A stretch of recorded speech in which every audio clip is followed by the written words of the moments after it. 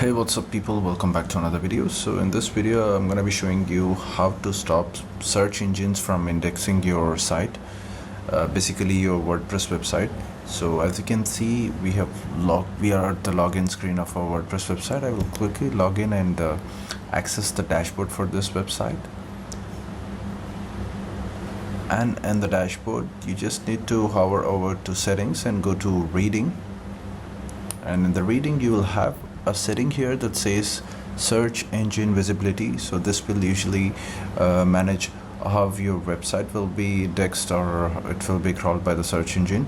So if you check on this option that says discourage search engines from indexing these sites, so it will definitely stop Google from accessing this website.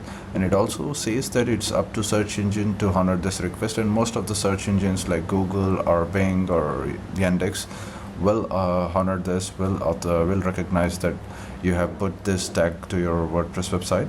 And don't forget to save the changes. And once these changes are saved, now your website, there is a high chance that search engines will not index your website which is still under construction, or for whatever reason you don't want to index this website on Google. So that's how you do it. Thank you so much for watching. I'll see you in the next one. Bye bye.